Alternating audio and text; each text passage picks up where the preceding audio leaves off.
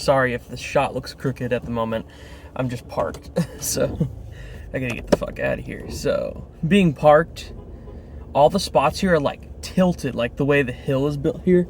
So I'm just like fucking trying. I hope the phone doesn't slide, and I hope I can get out of here easier, because like people, it's an awful area how they built this parking lot in front of this theater.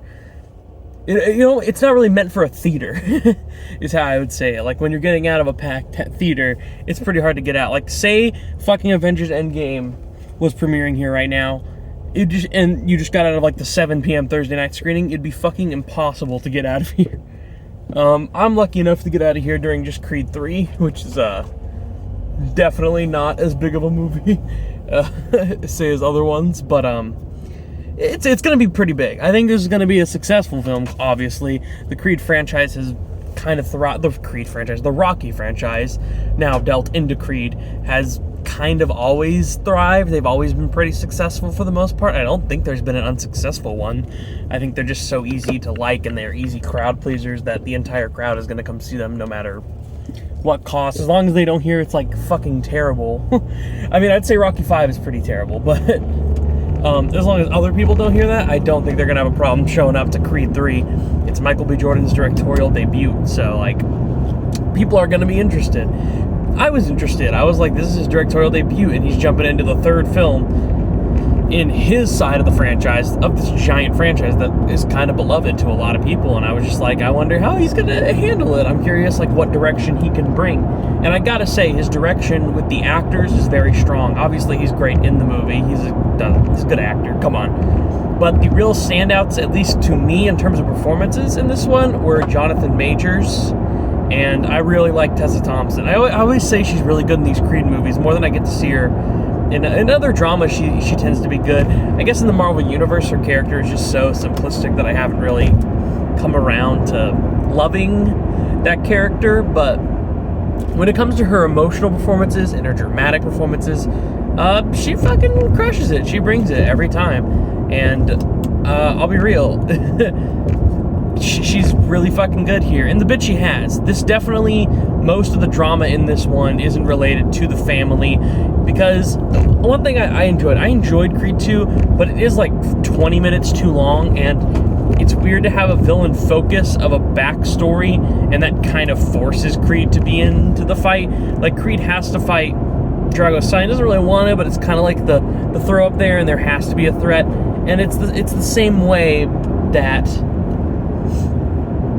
how would I word it? It's the same way for Drago, that he doesn't really want to do this fight. He just wants to do it because he has like this fucking ruthless dad who's kind of pushing him to do it. So that film, my complaint with that one really is like, it just doesn't feel 100% necessary. It kind of feels like they wanted to make a Creed 2, but it also feels like they wanted to do a Rocky Legacy sequel, and it really feels a bit slower paced. It's a bit too long for the story it's telling. I just don't think that one 100% overall was worthwhile, but I found this film to be definitely more focused on the dramatic aspect. This felt like it kicked to our character of Adonis Creed, and that is exactly the importance and stuff I loved about it. And I won't spoil the twists and the dramatic turns and what affects the boxing match between Jonathan Majors, Damian Anderson, and between Adonis Creed. You'll have to figure that out for yourself, but I'll just say that it's pretty well handled. It's unique, the direction they take with it. There is a scene, in the final boxing scene, there is like a 3-minute sequence where it kind of shifts in a weird way, but I kind of enjoyed it. I liked the differences in how we filmed these scenes. It's more visionary. It felt like it took a risk than the basic boxing movies you would normally see.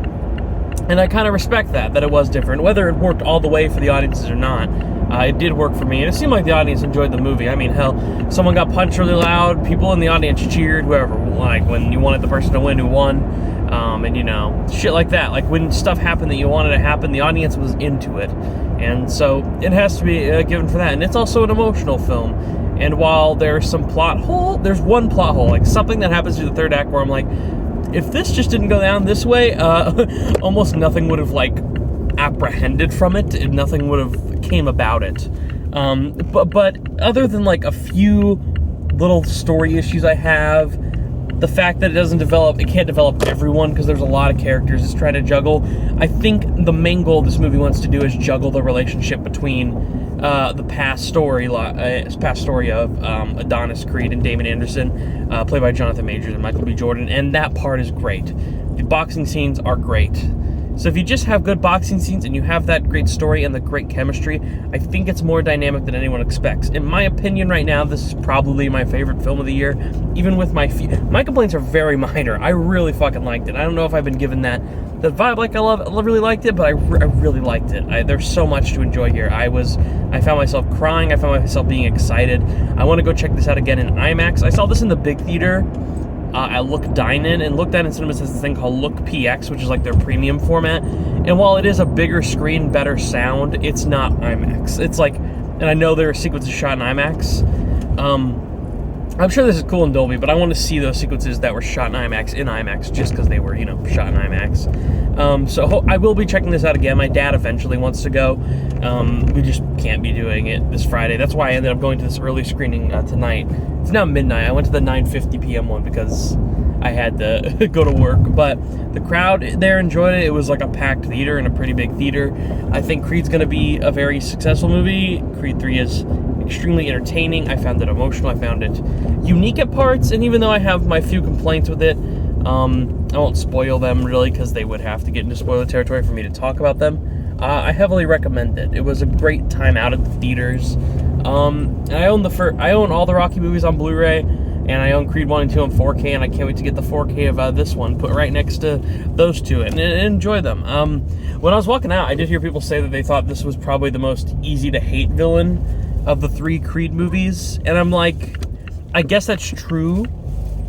Drago's not really hateable, it's just like he's kind of in a bad rep position, and that's why that movie, again, I just don't feel it has that giant connection. But this is an underdog story for Damien, as well as the fact that he's the villain. It's that very uncomforting thing where you can feel very attached to this character while simultaneously feeling like, holy fuck, I would be scared to even come near this guy. Jonathan Majors plays that so well. He kind of plays it like King, where he's very dapper and he's very calmly mannered, but when he goes insane, he goes insane. The problem with that is that movie is Quantumania, and this is a better movie in Creed 3. I just got home. I'm basically wrapped up my review. I'll park right here really quick and then get it done. Yeah.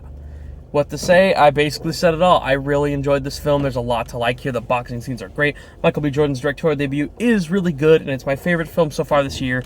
My favorite film prior to this is kind of like a toss-up between like Megan, Skinamarink, and Cocaine Bear. I have those kind of ranked already, but Cocaine Bear probably would be my favorite because it's just the most fun, but I really think Creed 3 does something a bit more special, and I would give it an 8 out of 10.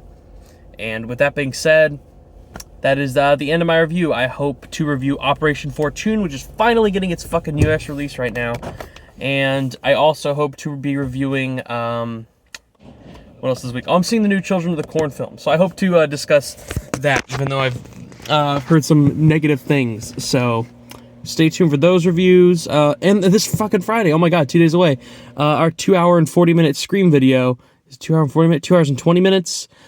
Scream video that me and Gabriel recorded in the car here. It's a discussion of all 5 film spoilers. We rank them. We get really in-depth with them. So if you want to hear our thoughts on all the Scream movies and you want a giant discussion, probably one of the bigger ones on YouTube, check that out on Friday, March 3rd. It'll be up in the morning because it's a long fucking video. You'll need time to watch it. But yeah, please check that out. I really want to get people hyped for Scream 6. I'm hyped for Scream 6, fucking obviously. That's it. Bye.